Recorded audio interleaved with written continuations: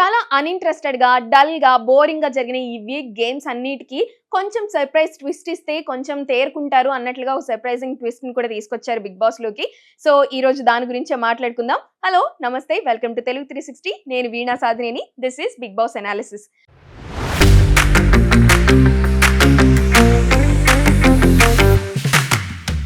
నిన్నే మాట్లాడుకున్నాం. ఏంట్రా బాబు ఈ టాస్క్‌లన్నీ ఇంత అన్‌ఇంట్రెస్టెడ్‌గా అసలు మొత్తం టాస్క్‌లన్నీ లిటరల్‌గా ఫెయిల్. ఇటు 'సంజన సైలెన్సర్' కానీ, 'మాస్ మాధురికి' కానీ ఈ ఇద్దరిలో కంపేర్ చేసుకుంటే 'మాస్ మాధురి' టీమ్‌లో కొంచెం యాక్టివ్‌గా ఉన్నారు. కొంచెం యాక్టివ్‌గా గేమ్స్ ఆడుతున్నారు అని మనం నిన్న కూడా చెప్పుకున్నాము. కానీ ఈరోజు రోల్ రివర్స్ అయిపోయిందనమాట. 'సంజన సైలెన్సర్' టీమ్‌లో ఉన్నవాళ్ళు, సంజన ఆల్రెడీ బయటకొచ్చేసింది. కానీ ఆ టీమ్ అలానే ఉంది కాబట్టి 'సంజన' టీమ్‌లో మెంబర్స్ అయిన గౌరవ్ అండ్ పవన్ వచ్చేసి మడ్ వార్ కి రెడీ అయిపోయారు. ఇంకా మాధురి టీమ్ కొచ్చేసి కళ్యాణ్ అండ్ ఇమాన్యుయల్ ఆ మడ్ వార్ కి వెళ్ళిపోయారనమాట. ఆ వార్ చూడడానికి చాలా ఇంట్రెస్టింగ్ గా ఉంది. ఎందుకంటే జెండాస్ కోసం ఎజెండా అని చెప్పేసి బిగ్ బాస్ చాలా బాగా అనౌన్స్ చేశారు. ఆ తర్వాత ఆ ఫ్లాగ్స్ తీసుకోవడానికి చాలా ఉత్కంఠగా జరిగిందనమాట ఇంట్రెస్టింగ్ గా. అంటే అందరినీ ఎప్పుడైనా సరే టాస్క్‌లు జరుగుతున్నప్పుడు ఆ రూమ్ లోకి పంపించేసి ఎవరు చీట్ చేస్తారో చూపించేవాళ్ళనమాట. కానీ ఇక్కడ ఇన్మేట్స్ ఎవరిని కూడా లోపలికి పంపించలేదు. వాళ్ళని మాత్రమే లోపలికి పంపించి సంచాలకుని ఒకళ్ళని పెట్టి ఆ వార్ ఎలా జరుగుతుంది, ఎవరు ఎక్కువ జెండాలు తీసుకుంటారు, బోనస్ పాయింట్స్ గా ఆ యెల్లో ఫ్లాగ్స్ తీసుకున్న వాళ్ళకి ఇచ్చారనమాట. సో ఓవరాల్ గా చూసుకుంటే సంజన టీమ్ అయితే ఫైర్ లో ఉండి ఆ 2 కూడా గెలుచుకోవడం జరిగింది. ఏవైతే ఆ ఫ్లాగ్స్ ఉన్నాయో అలాగా మొత్తంగా రూ.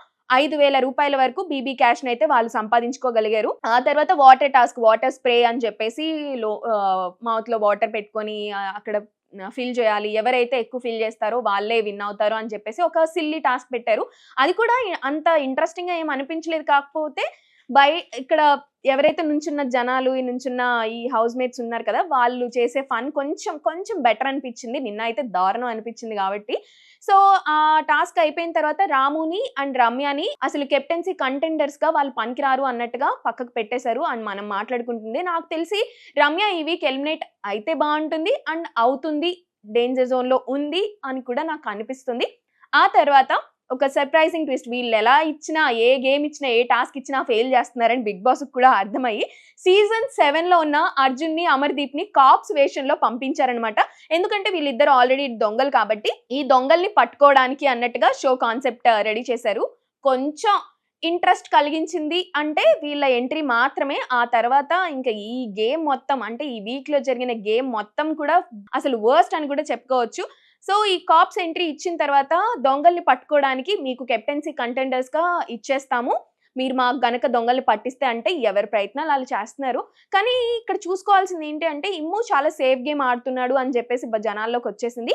అండ్ ఇప్పుడు నామినేషన్స్‌లో లేకపోయినా తను మాటికి కెప్టెన్ అవుతున్నా కూడా తనకే మైనస్ అవుతది. అది తనకి ఎప్పటికి అర్థమవుతదో తెలీదు గానీ, ఇదైతే జనాల్లో కూడా వినిపిస్తుంది ఈ మాటే.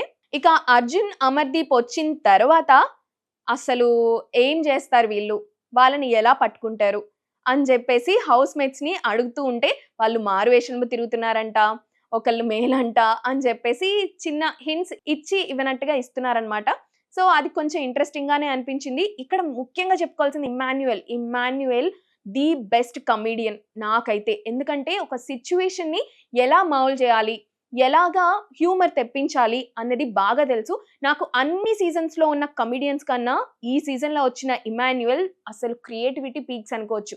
ఎప్పుడైనా సరే మనమన్నా ఇలా మాట్లాడుకుంటున్నప్పుడు సెన్స్ ఆఫ్ హ్యూమర్ ఎట్లా జనరేట్ అవుతుంది? మనకి మంచిగా ర్యాపో ఉండి, మనం చాలా క్లోజ్ అయితే వస్తుంది.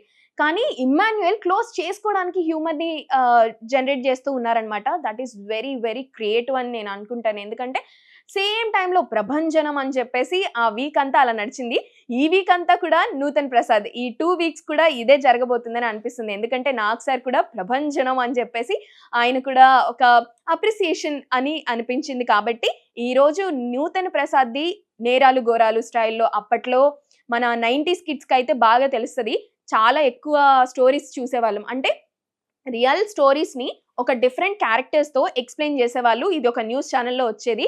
'నేరాలు ఘోరాలు' అప్పట్లో పీక్ టీఆర్‌పీ అంటే అసలు దానికే ఉండేటట్టుగా ఉండేదనమాట. సో, దాన్ని యాప్ట్ చేస్తూ ఇంట్లో వాళ్ళు దొంగలున్నారు కాబట్టి ఆ హ్యూమర్‌ని జనరేట్ చేశాడు. చాలా తన క్రియేటివిటీని కూడా యూజ్ చేసి. సో, ఇది మాత్రం చాలా హ్యూమర్ ఉంది. అండ్ ఈ 2 వీక్స్ కూడా ఇదే కంటిన్యూ అవుతది. ఈ కామెడీనే కంటిన్యూ అవుతదని నేను ఎక్స్‌పెక్ట్ చేస్తున్నాను. అండ్ మనం ముందుగానే మాట్లాడుకున్నట్టు రమ్య అయితే డేంజర్ జోన్‌లో ఉంది. ఈ వీక్ ఆమె ఎళ్ళిపోయినా మనం ఆశ్చర్యపోవాల్సిన అవసరం లేదు. సో, ఓవరాల్‌గా కెప్టెన్ అయితే అయ్యే ఛాన్సెస్ అయితే ఇమ్మాన్యుయల్‌కి గట్టిగా ఉన్నాయి. కానీ కెప్టెన్ అయితే తనకి అక్కడ చూడ్డానికి, అక్కడ చేయడానికి బావుంటదేమో కానీ, ఆ కెప్టెన్సీ వల్ల నామినేషన్స్‌లో తను ఉండకపోవడం వల్ల జనాల్లో తనకి ఓటింగ్ తగ్గిపోతూ ఉంటుంది కాబట్టి, అది ఓ రకంగా మైనస్ అనే చెప్పుకోవాలి. కాకపోతే ఇంకా గేమ్ నడుస్తుంది. ఇంకా ఎవరు కెప్టెన్సీ అవుతారు అన్నది ఇంకా తెలియాల్సింది కాబట్టి నేననుకోవడం ఇమ్మాన్యుయలే గెలుస్తాడని. మీరేమనుకుంటున్నారో కింద కామెంట్ చేయండి. Thank you so much.